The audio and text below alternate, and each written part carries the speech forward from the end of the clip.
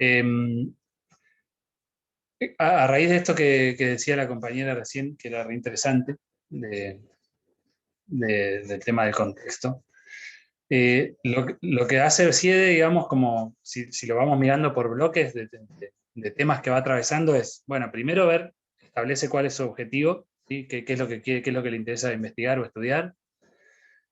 Luego se pone a rastrear ese objetivo, que es justamente, bueno, ver de dónde sale ese currículum residual, y por ende se va 100 años antes, a la época en que Rojas escribe, para ver eh, qué dice de la educación este referente de esa época, que él identifica que ahí es, ¿sí? Que ahí está bien explicado este tipo de enseñanza que hoy es residual. Una enseñanza patriótica, descriptiva, memorística, ¿sí?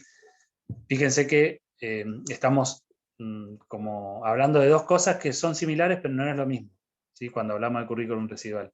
Una cosa son contenidos y formas de trabajar esos contenidos, y otra cosa son las formas de enseñar que los docentes y las docentes tenemos. Y él incluye que hay tanto contenidos como prácticas de enseñanza residuales, las dos cosas, ¿sí? ¿Por qué?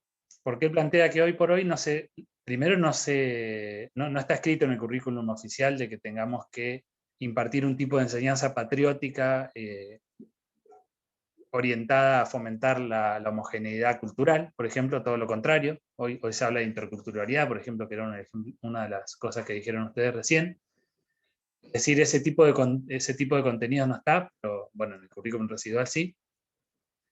Después también ustedes sabrán que en el currículum, gran parte de esos textos lo que nos plantean es, los textos curriculares digo, ¿no? Nos plantean cuáles son las formas deseables de enseñar y qué queremos enseñar.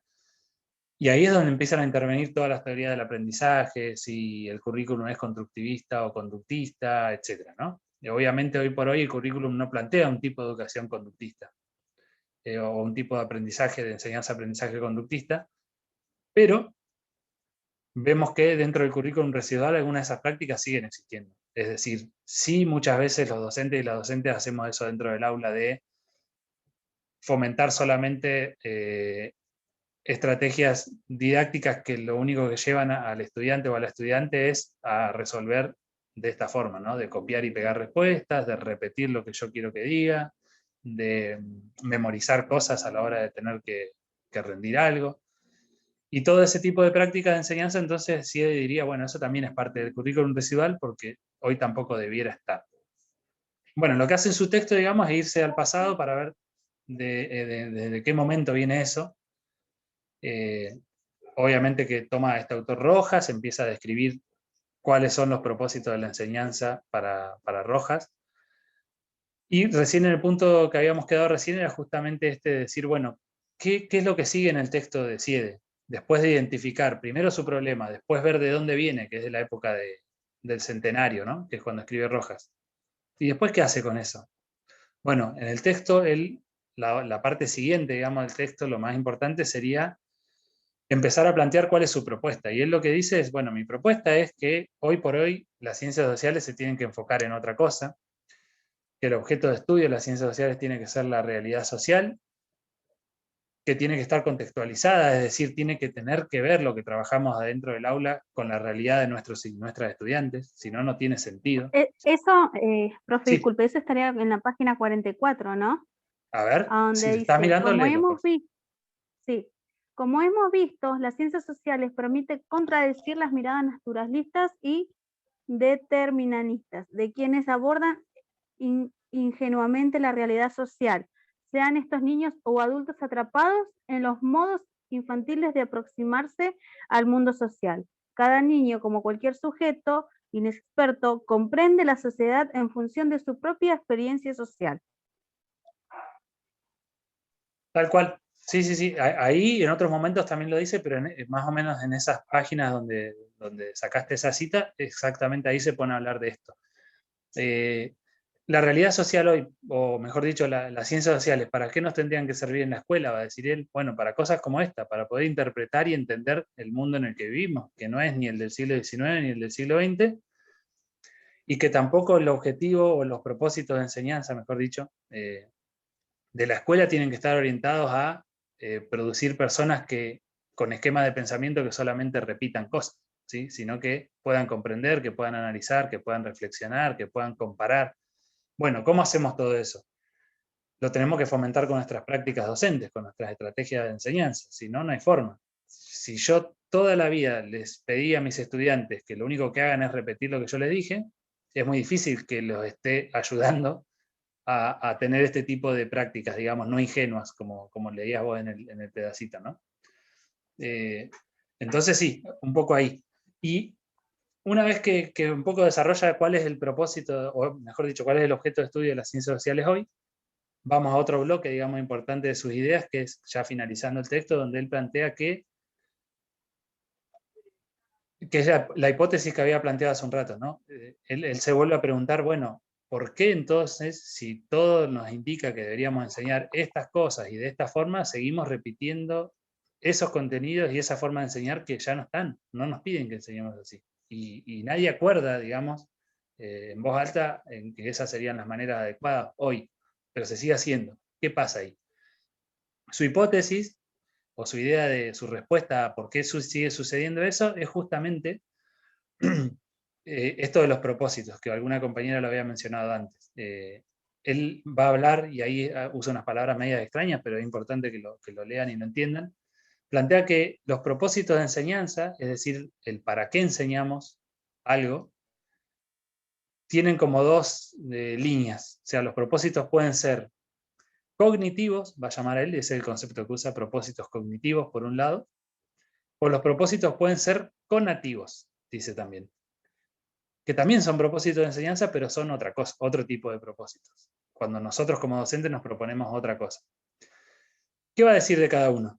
Ahí va a decir algo que por ahí es medio enredado, pero empieza a plantear de dónde vienen los propósitos. Van a ver que cuando hable de eso va a decir que hay un propósitos que vienen de la tradición ilustrada y otros de la tradición romántica.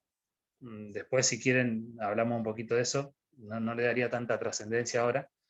Por ahí lo más importante de entender en este caso es que lo que nos plantea es que hay dos tipos de propósito que tenemos como docentes a la hora de enseñar. Por un lado, siempre tratamos de enseñar y plantearle a nuestros estudiantes cosas que vayan enfocadas a generar mayor autonomía en ellos y en ellas, ¿sí? Es decir, nosotros le proponemos cosas en la escuela que lo que tratan de hacer es que ellos construyan cada vez mayor autonomía de pensamiento. ¿Eso qué quiere decir? Que yo les propongo actividades y cosas en la escuela que les permiten a ellos reflexionar, comparar, Profe, se sacar... escucha mal. Disculpe, Profe, se profe, se escucha escucha cortado. cortado. Sí, sí, me apareció un cartelito de que era inestable la conexión. Calculo que en algún momento se va a estabilizar. A ver ahí. Parece que se arregló. Sí, ¿Podría un poquito retomar desde donde dijo los dos propósitos? Creo que dijo algo de cognitivos o conactivos, ¿puede ser? Sí, Siede habla de esos dos tipos de propósitos de enseñanza, conativos y cognitivos. ¿Por qué los diferencia? Porque dice que siempre están presentes en nosotros y en nosotras como docentes a la hora de enseñar. Siempre tenemos esos dos tipos de propósitos. Y ahí los estaba explicando. Los propósitos cognitivos, él va a decir que vienen de la tradición ilustrada y que lo que pretenden es generar autonomía intelectual en nuestros estudiantes. ¿Qué quiere decir eso? Que piensen por sí mismos y por sí mismas. Entonces hay muchas de las cosas que nosotros hacemos en la escuela cuando enseñamos que están orientados a eso, que están enfocados en que nuestros y nuestras estudiantes cada vez más, o mejor dicho, cada vez construyan más relaciones y cada vez puedan y darles más herramientas para que ellos y ellas puedan pensar por sí mismos. Y eso lo hacemos con actividades que están enfocadas, por ejemplo, a que ellos saquen conclusiones, a que lean y comparen puntos de vista distintos, por ejemplo, sobre un mismo hecho, ¿no? Por tirar un ejemplo cualquiera. En este caso que ustedes habían planteado de la llegada de Colón a América y de cómo en la escuela nos enseñan a que eso fue, que vinieron a descubrir el continente y a civilizar a quienes vivían acá, ¿no?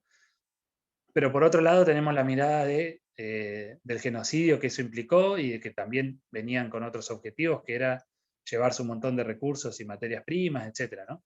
Supónganse que adentro del aula nosotros confrontamos esas dos visiones y les mostramos a nuestros estudiantes un montón de autores o de explicaciones que vayan en el sentido de que la conquista fue un descubrimiento, y les mostramos qué es eso, y por otro lado les mostramos en otro momento la otra mirada, ¿sí? Que muchas veces a veces se hace, por ejemplo, esto de confrontar el 12 de octubre, que se conmemora la llegada de Colón, con por qué otros pueblos, sobre todo los pueblos originarios, festejan, no, conmemoran el 11 de octubre como el último día de la libertad, ¿no? Muchas veces se hace esa actividad en la escuela. Y justamente lo que trata de hacer esa actividad es confrontar esas dos visiones distintas sobre el mismo hecho. Estamos hablando del mismo hecho, la llegada de los europeos y Colón acá, a América. Ahora, tenemos toda una forma de interpretar esa llegada, que es que vinieron a civilizar, que fue un descubrimiento, etcétera, etcétera, pero también tenemos otra mirada que plantea toda, que es totalmente contraria, ¿no? Que vinieron a esclavizar o a conquistar o a colonizar o a saquear los territorios. Si nosotros mostráramos esas dos con distintas actividades, ¿no? No nos vamos a poner a pensar ahora cómo, pero si nosotros mostráramos esas dos visiones sobre el mismo hecho y en el aula la trabajáramos para que los chicos y las chicas saquen sus conclusiones, que puedan argumentar por qué están más de acuerdo con una visión o con la otra, etcétera, no sé, lo que sea. Esa sería un tipo de actividad donde el propósito nuestro sobre todo sería, en términos de CIDE, cognitivo, porque lo que estamos tratando de hacer es generar en ellos y en ellas, en nuestros estudiantes, autonomía, que ellos piensen por sí mismos, que puedan sacar conclusiones, que puedan reflexionar. No les damos una sola visión y les decimos que nos repitan eso, ¿sí? Por eso sería un propósito, en ese caso sería una actividad que tiene como propósito fundamental ¿no? Cognitivo. Es decir, generar autonomía intelectual, o autonomía cognitiva. Nosotros en la escuela siempre tenemos un montón de propósitos que van para ese lado, ¿no? Y lo solemos escribir en nuestras planificaciones muy bien, cuando ponemos que lo que pretendemos hacer con nuestra materia es generar estudiantes críticos, reflexivos, etcétera, etcétera. Bueno, estamos un poco diciendo eso mismo en otros términos. Estamos hablando de propósitos cognitivos. Ahí lo que querríamos es, ¿para qué enseñaríamos? Bueno, para generar sujetos autónomos, críticos, etcétera, etcétera. ¿No? Autonomía intelectual de estos sujetos. Lo que sí plantea que también hay otro tipo de propósitos que siempre están presentes y que él llama conativos, y que no son propósitos que tienden a generar autonomía intelectual, sino que son propósitos que nosotros como docentes tenemos a la hora de enseñar algo, pero que no están orientados a generar autonomía en ellos, sino en inculcar cosas. Por ejemplo, ¿qué? Bueno, podemos tratar de inculcar a nuestros estudiantes y a nuestros estudiantes valores, qué sé yo, como el respeto, la solidaridad, etcétera, no sé, la tolerancia, lo que quieran. Como también podríamos querer inculcarles una identidad nacional, que es lo que pasaba con, con Rojas y allá en 1910. ¿Se entiende? Ese sería un tipo de propósito connativo, cuando yo trato de inculcar cosas y no tanto dejarlo librado al azar o a que el sujeto que está enfrente, es decir, el estudiante o la estudiante, esté de acuerdo o no. Yo quiero transmitirle cosas. Esos serían los propósitos connativos. Y él dice que también siempre están presentes los propósitos connativos a la hora de enseñar. En la época en la que escribía Rojas estaba muy claro cuál de estos dos propósitos tenía más peso, ¿no? ¿Cuál sería para ustedes? En la época donde se intentaba generar esta identidad argentina y se hablaba de los próceres y se fomentaba el respeto a la bandera y a la identidad nacional, etcétera, etcétera. ¿Qué tenía más valor ahí? En los propósitos a la hora de enseñar, ¿no? Todas estas cosas en la Los escuela. conectivos. Tal cual, ¿sí? Y se ve clarísimo. Pero no se apelaba a que los estudiantes y las estudiantes piensen por sí mismos, ¿no? Entonces no habían demasiados propósitos cognitivos, aunque los había, siempre los hay, digamos, pero eran menos, si se quiere. ¿sí? Si los ponemos en una balanza, claramente pesaban menos. Lo que sí plantea entonces es que, como hipótesis, vuelvo a la hipótesis de él, es que hoy por hoy, gran parte de la responsabilidad de que siga existiendo este currículum residual, es decir, que se sigan enseñando estas cosas que mencionábamos al principio, es que hoy no hay propósitos tan claros, ¿sí? Y siempre queda por cuenta de un poco a criterio individual de la docencia y no tanto como una decisión así política de Estado donde toda la sociedad lo comparte. No, eso no está. Y queda un poco a criterio de cada docente, a cada comunidad educativa, a cada escuela, según cómo se organice, a qué tipo de cosas le da más valor, o cuáles son los propósitos que establece, es decir, ¿para qué? Cuando nos tenemos que responder esa pregunta de ¿para qué enseñamos lo que enseñamos? Que de hecho el texto empieza así, ¿no? Un poco con preguntas en el aula a docentes donde le dicen ¿para qué me sirve ciencias sociales? Es la pregunta inicial de él. Y responderlo cuesta, pero responderlo es fijar cuáles son esos propósitos. Cuando yo me respondo el ¿para qué quiero enseñar esto? Me estoy respondiendo cuáles son mis propósitos, ya sean cognitivos o cognitivos. Y él lo que dice es que hoy lo que cuesta es equilibrar eso. Él va a decir, los propósitos cognitivos y cognitivos están siempre presentes en nuestra práctica. Ahora, ¿a cuál le damos más valor? ¿O cuál tiene más peso? Eso cuesta, y no está establecido. Y como queda medio a criterio de cada docente, él encuentra la hipótesis de él es que, bueno, como justamente no hay nada claro, muchas veces la docencia recurre a las formas en que aprendió cuando era estudiante. O sea, cuando digo la docencia, digo cualquier docente que esté enseñando en una escuela. Terminás recurriendo muchas veces a la forma en que te enseñaron a vos, sin procesar demasiado, sin pensar demasiado en para qué lo estás haciendo. Y eso implica repetir fórmulas, ¿no? Y estas fórmulas son, bueno, enseñar cosas de memoria, buscar en el manual y repetir la actividad que me plantea el manual y listo, y ya cumplí, etc. No sé si hay dudas con esto de los propósitos, si no, me dicen, y si no, voy a la parte final del texto. Profe, por eso es el propósito de la actividad, ¿no? A donde usted nos explica que nos cuesta retener, aprender, ya que el método de estudio que nos inculcaron no es el más correcto. Claro, a ver, ¿me repetís? No entendí bien qué me quisiste decir ahí. A nosotros nos puso en propósito de la actividad, la hojita que está Al principio, ¿no? sí, sí, sí. Al principio, bueno, usted nos explica ahí que nos cuesta retener o aprender, ya que el método de estudio que a nosotros nos inculcaron no era el más correcto. Por eso también nos propuso que, nos propuso, sí, el hábito de poder leer, de poder empezar a comprender más los textos de otra manera para poder estudiar de una mejor, para que podamos retener de otra manera, digamos, ¿no? Claro. Lo que estemos estudiando. Tal cual, sí, ahí si ustedes analizaran cómo es esta actividad y tuvieran que analizar a mi práctica de enseñanza en este caso, sí, o sea, ustedes pueden ver ahí que yo les planteo claramente al principio cuál es mi propósito, y es mucho más cognitivo que cognitivo, claramente, no le estoy tratando de inculcar ningún valor ni ninguna nada, sino que les estoy diciendo que lo que vamos a tratar de hacer con las guías es un poco empezar a ejercitar este tipo de lectura comprensiva, si se quiere, que a lo que apunta a que ustedes adquieran ese tipo de herramientas que les permita después comprender o leer textos incluso de otro estilo, no necesariamente de ciencias sociales, y que les quede como herramienta cognitiva de ustedes. Yo ahí no usaría la palabra retener, porque justamente retener es acordarme. Y ahí lo que yo les planteo es que no lo doy por sabido ni por hecho, es como una generalidad, que cuando planteo esto de que en general ustedes, pero cuando digo ustedes digo yo también, o sea, yo aprendí de la misma manera, cuando iba a la primaria, cuando iba al secundario, aprendí de la misma manera, y que muchas veces nuestras propias prácticas cuando fuimos estudiantes nos llevaron a esto, a aprender cosas de memoria, a repetir, o a retener. Cuando yo retengo cosas y retengo informaciones en mi cabeza, lo que estoy haciendo es memorizarlo. Y eso es lo que yo quería romper un poco con las guías y con todo el trabajo que vamos a hacer durante el año, que es justamente una de las cosas que tratamos de hacer en sociales, por lo menos, porque no tendría ningún sentido que yo les dé textos y que les pida cosas de memoria, que ustedes se acuerden cosas de memoria y nada más, porque después esas informaciones o datos que ustedes tienen de memoria no les sirve para su práctica. O sea, ¿de qué me sirve saber de memoria la definición de currículum residual si después no sé ni dónde la voy a usar, ni con qué tiene relación? ¿Sí?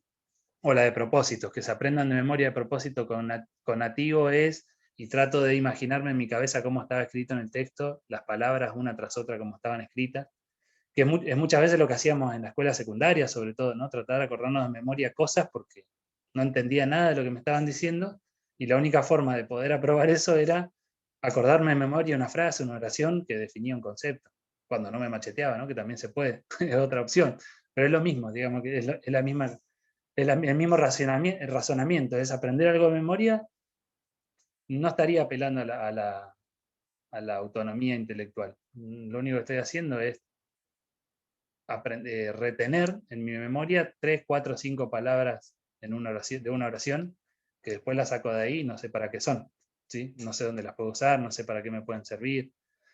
Entonces, un poco lo que decía ahí al principio yo era eso, que en general, tanto ustedes como cualquier persona, hemos pasado trayectorias educativas donde gran parte de las veces nos pidieron esto, de que aprendamos cosas de memoria, de que repitamos, y que después a la hora de llegar al instituto, como estamos hoy, y necesitamos leer textos un poco más largos o más complejos que lo que eran en el secundario o en la primaria, si queremos apelar a la misma herramienta de aprender de memoria, primero que es casi imposible porque los textos son larguísimos y usamos un montón de palabras complejas, y otra que tampoco tiene sentido, no nos va a servir. Entonces, sí, un poco lo que decían en ese pedazo que vos leíste, era eso, que la idea de las guías un poco es empezar a hacer lecturas más comprensivas, que básicamente significa poder leer algo dándonos cuenta cuáles son las ideas principales que nos plantean los textos, tratar de comprender la idea general de lo que nos dice y no necesariamente de memoria textual lo que está diciendo, porque es imposible. Y sí, un poco esa era la idea de la actividad, de las actividades.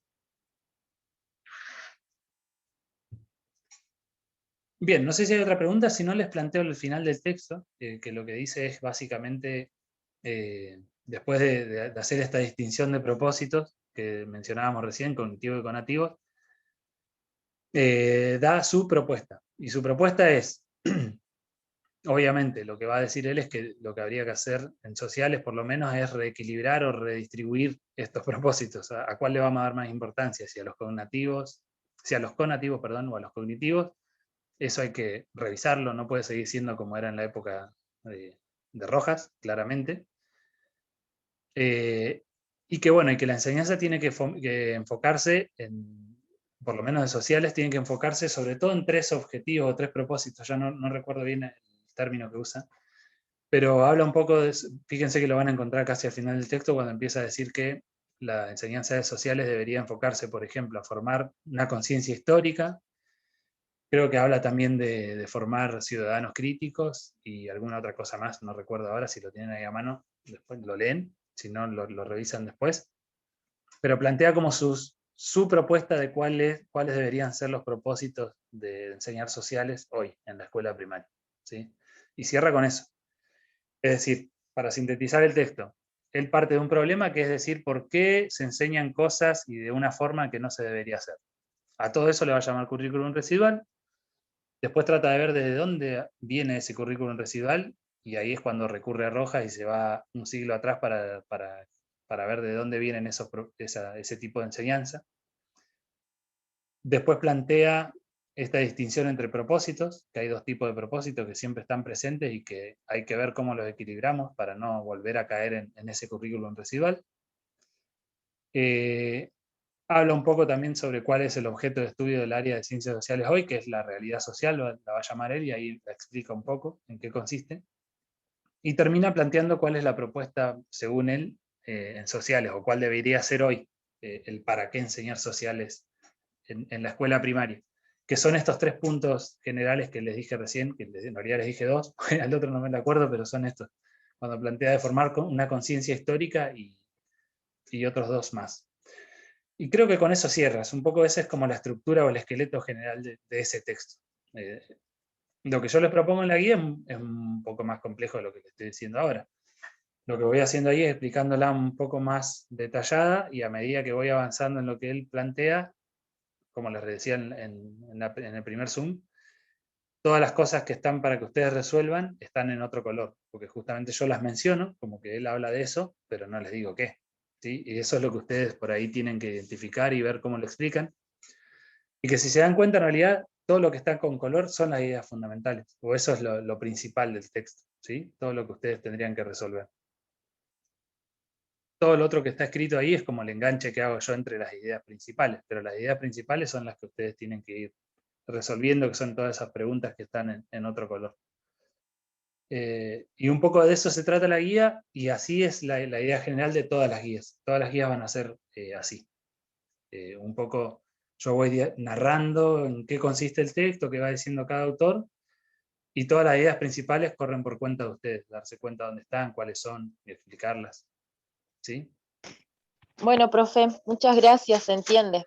Gracias por la explicación. Bien.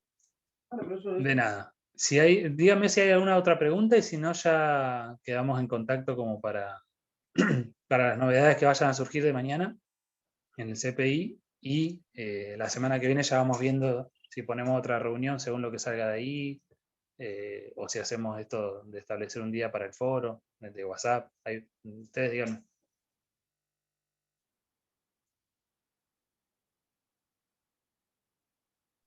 No tengo más dudas, profe. No, Yo yo tampoco. tampoco, a mí me quedó claro, profe. Muchas gracias. Bueno, de nada. Recuerden que más o menos el tiempo, entonces, con esto cierro, el tiempo aproximado para ir haciendo cada guía es cada 15 días. ¿Sí? Cada 15 días probablemente yo les diga, bueno, les subo la próxima guía, que es con el texto nuevo, y ahí tendrán 15 días más para ir haciéndola. No es tan tajante el tiempo. Recuerden que, como les decía al principio, las guías son para quienes les sirvan, no son obligatorias. Capaz que ustedes leen el texto, lo entienden bien y no hace falta responder ninguna guía de nada, ¿sí? Pero para aquellas personas que digan, bueno, sí, hay algún texto que me gustaría que me dé alguna devolución, sí está bueno que hagan esas guías y me las vayan enviando, y yo se las voy devolviendo lo más pronto posible. Eso como para que quedemos más o menos en contacto y se sepa cuál va a ser la lógica de acá a las próximas semanas. Yo por mi parte eso, no sé si no hay nada más, podemos cerrar acá. Gracias por haber participado. Y bueno, Profe, su mail es elarado87@gmail.com. ¿O ese es otro? no, es ese, perdón, estaba silenciado. Ahora le escribo en el grupo que me olvidé, pero es ese que dijiste vos, Verónica. Sí. Bueno, gracias, profe. Bueno, profe, Profe. muchas gracias. Chao, hasta luego. Chao. Sí, ¿alguien iba a preguntar Profe, algo? Sí. ¿las guías son las mismas que la del año pasado? Las guías son, algo? sí, las guías son las mismas, los textos son los mismos, salvo quizá el quinto texto, que todavía no sé, puede ser que lo cambiemos, falta todavía para llegar al quinto, que es un texto por ahí medio complejo. Entonces si encuentro uno que hable de lo mismo, un poco más sencillo, lo cambiaremos y ahí cambiaría la guía, pero si no, el resto son los mismos. Porque había un texto que no estaba, que era planificación, la guía 9, creo. El último, era. claro, el último texto de todos y la última guía creo que no está. Ese no estaba. Ahí la voy a subir. Ajá, no estaba en la plataforma. Bueno, dale, profe. Gracias. De nada. Bueno, nos despedimos entonces. Quedamos en contacto, ahí veremos qué novedades hay, y en todo caso nos vemos el jueves que viene. ¿Quieren? Bueno, profe, muchas gracias. Bueno, De profe, nada. gracias. Vale. Hasta luego. Chao. Chau. Chao, profe.